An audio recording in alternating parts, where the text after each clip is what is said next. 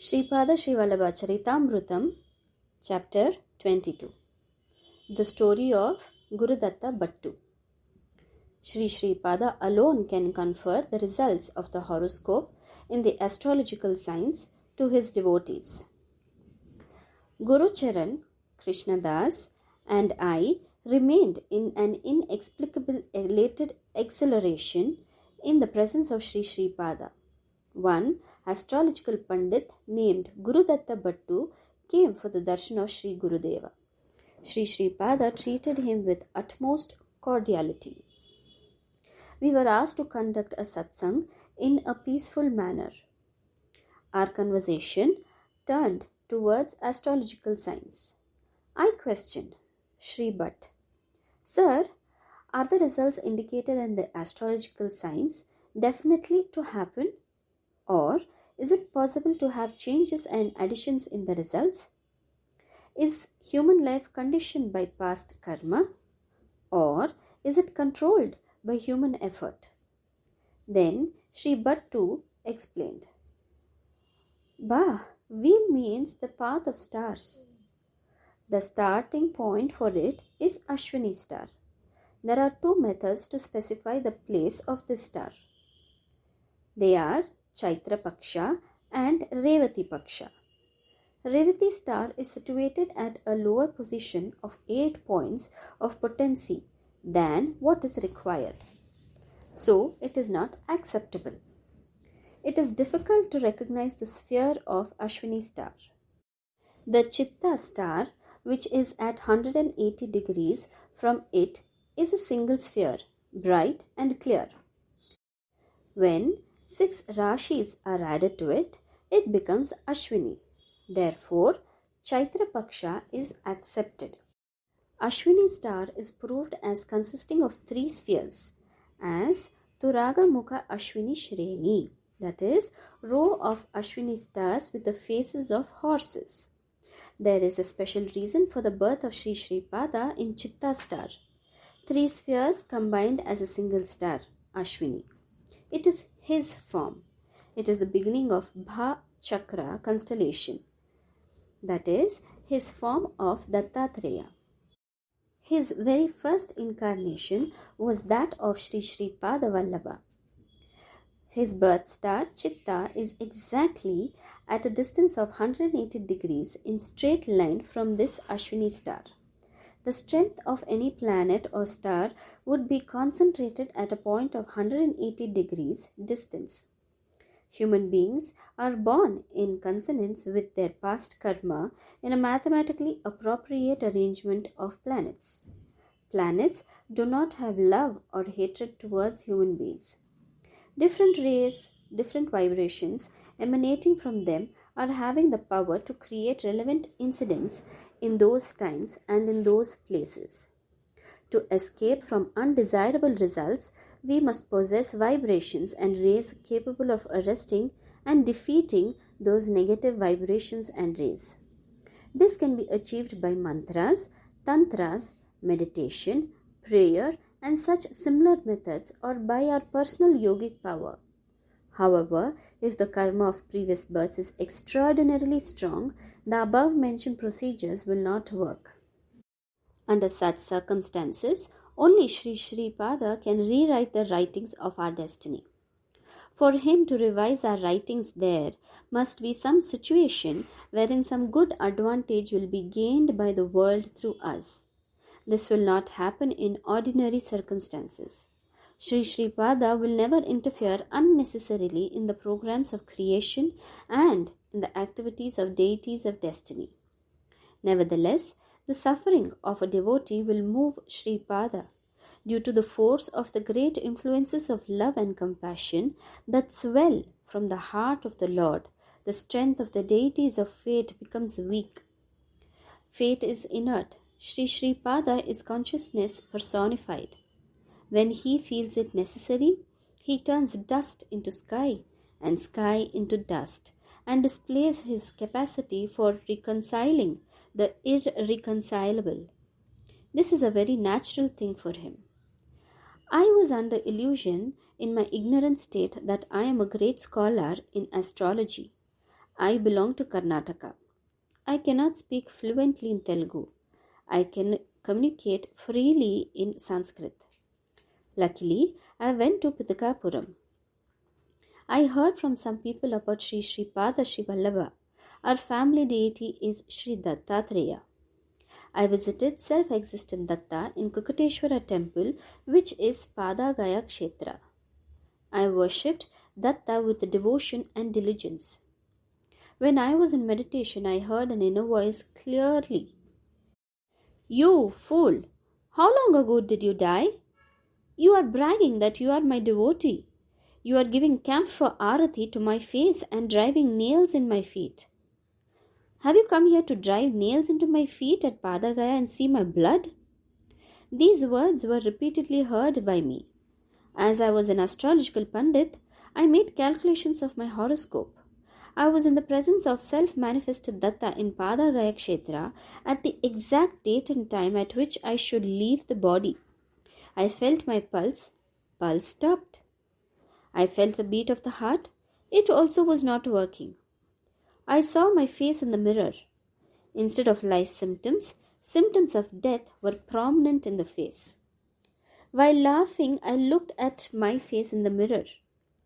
What was there to be proud of? It looked like a corpse of a dead man with an ugly aura turning as a ghost and laughing. The priest in the Swayambhu Datta temple was a very greedy one. I could see his subtle body. His subtle body was having more ugly features than mine. The discriminating power hidden in some corner of my personality awakened. I understood that my sorrowful condition could not be removed unless I had the darshan of Sri Sri Pada. Deities are persons of perfect bliss. Even without the heartbeat and pulse movement, they have the exalted position of happiness. My position was much worse. There was no happiness to my soul. On the other hand, there was heavy sorrow. When soul departs from the body, the troubles of the body end. But my soul did not leave my body. However, in a compelling condition to live, functioning of my heart was stopped. Sri Gurudev created a peculiar situation where, by hearing the words of most despicable people and sinners, I was deceived, and as a result, I lost a most precious diamond, Sri Sri Pada. The misleading, mischievous statements such as, "Oh, Swayambhu Datta, who is a stone, incarnated in the house of Gandikota family. But then a stone will not have the pulsation of nerves and the pulsation of heart. Then Sri Pada has the pulsation of nerves and heart." It is said that on Mahalaya Amavasya, a very sacred day for ancestor mains, some Avaduta came and took Bhiksha. It is said that he was Dattatreya and that Supreme Lord was born as a maternal grandchild in the Maladi family. What a wonder! What a deceit! What a fraud! Resulted in my forfeiting the precious diamond, Sri Sri Pada. I went running quickly to the house of Sri Sri Pada. Sri Pada, aged 10 years, came into the street and reprimanded. "Come, come, bloody fool, come! To give noble estates to useless fellows like you who fell dead and to devils in human form. For the sake of your ancestors who are undergoing terrible troubles in Raurava and other hells on account of your misdeeds." One, in the guise of an Avaduta, came on Mahalaya Amavasya day seeking Bhiksha from this holy house. Do you know who it was? It was Dattatreya. Do you know who is Dattatreya? It is me. At the mention of whose name hordes of Rakshasas and devils shiver with fear. I am that Datta. I turned you into a rock, but retained hunger and thirst. I took away your life, making you look alive to the world. Let us decide afterwards whether I am Datta or not. First, tell me this. You are really dead. So, can you deceive as if you're alive? When he questioned in that thundering voice, I trembled violently. In the meanwhile, Sumati Maharani came out. She was struck with fear on seeing me and called, Krishna, Kanaya, who is this Aghori? An Aghori is an extremist sect of devotees of Lord Shiva who conduct pujas etc. at burial grounds. Who is this Aghori completely covered with symptoms of a corpse? You come inside, I will remove the evil eye. Then Sri Pada said, Tai, this person has not become a Aghori as yet. He is going to take birth as an Aghori when he will eat corpses by burning them. He came to me prior to that ensuing birth. Amma, give him some chaddi anna, that is, cooked rice stored in buttermilk. That is left behind. Sripada requested his mother. Akhanda Lakshmi Saubhagyavati Sumati Maharani kept some chaddi anna or taravani anna, that is rice soaked in sour or fermented rice water, for Sri Pada. Pada gave me that taravani anna and asked me to leave that place. I ate that taravani anna in the open place opposite to Kukateshwara temple. As soon as I ate it, all my miserable state vanished. I went again for the darshan of Sri Pada, but Sri Shreshti had taken him to their house. Sri Pada was in the grocery shop of Sri Shreshti. He was personally receiving varahas and putting them in cash box. Sri Shreshti was personally measuring corn and rice and giving them to the customers. Sri Pada asked, Tata, today is the day of budget and account. How much dakshina is for father? How much dakshina for me? Then Sri Shreshti replied, Kanaya, that which is given to father is a monetary gift to a scholar, and that which is given to you is money promised by vow of Lord Venkateshwara. There are no bargains between us. You can take whatever you want. You have to give me what I want. What an enchanting spectacle was that. Sri Pada took a small piece of jaggery and put it into his mouth. He gave me another piece of jaggery as prasad. Sri Pada said, Tata, the Ganesh Puja conducted by me is finished. Ganesha has put the piece of jaggery in his mouth as Nevedya. If you want proof, see my mouth. Saying so, he showed his throat. We do not know what great spectacles Sri Shreshti saw in that. After some time, Sri Shreshti said, My Chinna Kanna, Ganesha can take as much as jaggery as he desires as Nevedya without asking me when he feels hungry. Tell this to him. In the meanwhile, Akhanda Lakshmi Saubhagyavati Venkata Subbamamba came and took Sri Pada for anointing bath. Datta Bhattu said, My child, Shankara Bhatt, Sri Pada saved me in this way the misfortune of being born as an Aghori, as I was spoiled on hearing the words of crooked people.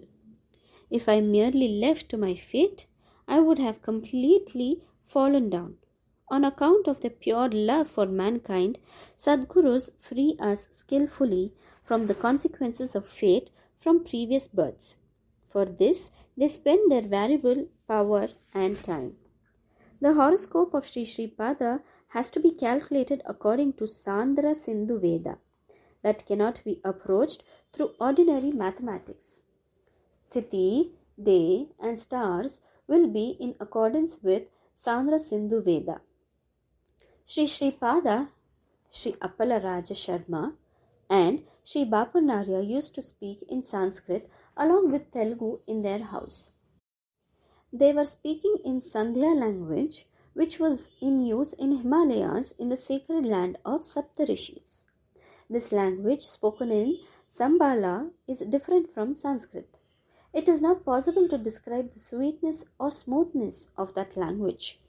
Only Sri Pada, Sri Bapanarya, and Sri Appala Raja Sharma could speak this language in Pitakapuram. Sri Pada said to Sri Bapanarya, who was famous as Satya Rushishwara, Tata, Sri Krishna was not speaking either truth or untruth. He was only a preacher of duty. Then Sri Bapanarya said, Kanna, we should always speak truth. Even casually, untruth should not be uttered. Sri Sripada smiled. That day in the afternoon, Sri Pyanda Venkatappaya Shreshti came to the house of Bapanarya. Sri Shreshti had an intense desire. That was, Sri Bapanarya should take meals in their house and that he should compulsorily accept dakshina after meals, and that too during the period of Mahalaya Pakshas. His idea was that by that his ancestors would be greatly pleased. Sri Shreshti had a doubt in his mind whether Sri Bapanarya would honor his request or not. Even then, he thought about Sri Sripada in mind and expressed his opinion in front of Sri Bapanarya. Sri Bapanarya said that he would definitely take meals in the house of Sri Shreshti and that he would also receive dakshina. The words came from the mouth of Sri Bapanarya effortlessly. The happiness of Sri Shreshti knew no bounds. Sri Sripada was highly adroit. During the Mahalaya Pakshas, Sri Shreshti and Sri Bapanarya forgot about the promise. In the afternoon of Mahalaya Amavasya, Sri Shreshti came to the house of Sri Bapanarya. Sripada smilingly said, A promise should not be made. After making a promise, it should be performed.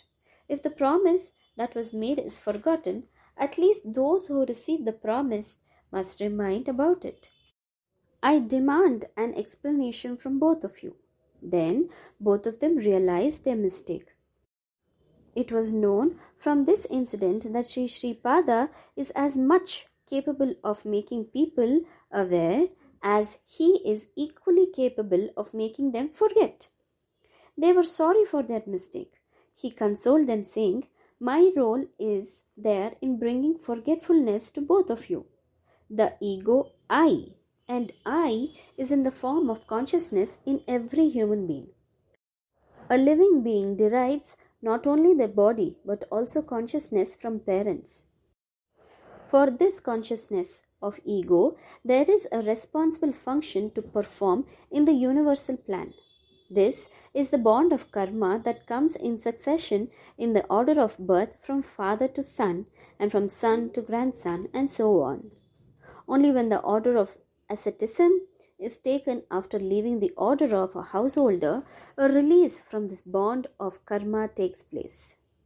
This promise made today or the promise received in this birth of limited name and forms need not be redeemed only in this birth, between both of you only. This is transferred to the consciousness called Nenu, that is, the greater form of ego. Therefore, at some place and during some time, a person in the lineage of Bapanarya can eat and receive dakshina in the house of any person belonging to the lineage of Sri Shreshti during Mahalaya Paksha. You should not ask me when, how, and in what manner it happens. The karma, that is the structure of fate, is very complicated. It is very subtle. For certain actions, physical time and fruition time vary. According to physical time, this ritual has to be done in these Mahalaya Pakshas only. Ritual of Mahalaya Paksha means offerings are made to the manes of departed ancestors from full moon to new moon in the month of Bhadrapada. Nevertheless, since the time of fruition did not arrive, it was pushed into the distant future. Sri Sripada spoke to both of them beneficially. Then I asked Sri Bhattu to explain to me in detail about physical time and yoga time preached by Sri Sripada for the benefit of the people. Then Sri Bhattu said, along with Bhautika Kala, that is physical time, and Bhautika Desha, that is physical place, there is also Manasika Kala, that is mental time, and Manasika Desha, that is mental space. Together with them, there are Yoga Kala and Yoga Desha. Suppose a person is aged 60 years, but he is constantly in the pursuit of education like a person of 20 years. Then his physical time indicates 60 years. That relates to his body. However, his mental age is regarded as 20 years. Assume in the same way a youth aged 20 years is shouldering load of responsibilities of an old man of 60 years. His physical time is indicating 20 years. That relates to his body, but his mental time is deemed as 60 years. In this way, there is no rule that physical time and mental time should agree as the same time. They may be different. Whoever constantly feels eager mentally to live in Kashi or Pitakapuram derive the fruits of residing in Kashi or Pitakapuram. Even if the body is in a kshetra and the mind do not dwell there, the fruits of residing in that kshetra are not obtained. I am going on a pilgrimage to Kashi. I always reside in Kashi. Whoever is mentally feeling anxious in the above manner will get the benefit of residing in Kashi. The reason is he is mentally residing in Kashi only. Therefore, physically in whatever country he is living, his mental country shall be Kashi only. Similarly, a person who kills a cow living in Kashi cannot get the advantage of residence in Kashi. Also, cranes standing in the waters of Ganges waiting for fish cannot have the punya of taking bath in Ganga. Likewise, even though one lives in Pitakapuram and visits Sri Pada physically, he cannot be reckoned as a resident of Pitakapuram or as the dependent of Sri Pada unless his mental time and mental place are appropriately tuned. Yoga Kala and Yoga Desha are matters to be comprehended only by persons of rich spiritual strength. It is a divine, unknown, esoteric mystery when anyone can get Yoga Kala and in which place Yoga Desha is formed from the divine grace of Sri Pada. Comfort from good action, misery from bad action invariably follow as results. Even though bonds of karma of past lives chase and harass us, Yoga Kala comes about from the compassion of Sadguru. When that time comes, that karma will be quashed in such a Yoga Desha where that karma has to be redeemed. This is a strange matter. In Pitakapuram, there was a servant called Sivaya with Sri Narsimha Varma. Sri Pada suddenly saw him one day with intent looks. Immediately, there was a lot of change in his mental makeup. He abandoned food and sleep. He was speaking incoherently. I am the cause for creation, administration, and destruction. I am the ancient one of first origin.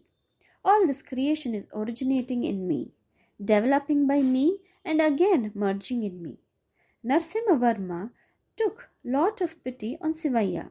He prayed Sri Pada to save Sivaya. Then Sri Pada took Sivaya to the burial ground. Sri Narsimha Varma also followed. The dried sticks of Audumbara tree were got arranged in the burial ground and Sivaya was made to burn them. Then Sivaya was freed from the curious mental disposition.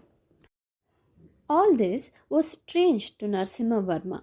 Then Sri Pada said, Tata, there is nothing to be wondered about.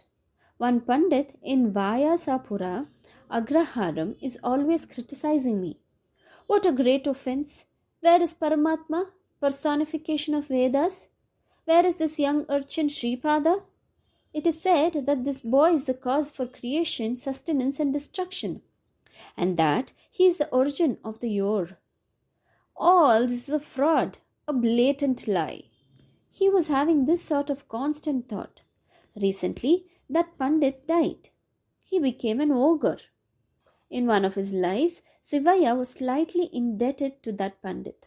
I created Yoga Kala and decided the burial ground as Yoga Desa. I arranged funeral with Audumbara sticks as Yoga Karma and released the Pandit from the life of a ghoul. I rescued Asivaya from that ghoul. My son Shankara Bhatt, this great effulgence, Dharma Jyoti incarnated in Pitakapuram is today sanctifying Kurungedda. Planets give results following the will of Sri Sri Pada. Any kind of astrological results are not bound to occur in a specified physical time and physical place. That will be decided according to Yoga Kala and Yoga Desha. Sri Sri Pada can show grace and avert accumulated fate and even death. If Sri Sri Pada wills it, he can make incidents to happen now which are to happen after thousands of years according to astrological science. Event that has to occur at a great distance will take place here only now. That means he can determine the Yoga Desha. All events take place only in Desha, that is place, and Kala, that is time. Sri Sri Pada can alter those Desha, Kalas at his pleasure. Once, when a coconut was to be broken before God in the house of Sri Shreshti, Sri Sri Pada personally broke it. That coconut was broken into pieces. It was full of blood. Then Sri Sri Pada said to Sri Shreshti, Tata, today you are to die. Your head has to be broken into pieces and blood had to flow. I transferred those Desha and Kala to this coconut and saved you. Sri Shreshti astonished at the words of Sri Sri Pada. In the meantime, dusk had set in. All the three of us took leave of Sri Sri Pada and leaving Kurungedda, we reached the opposite bank of river Krishna.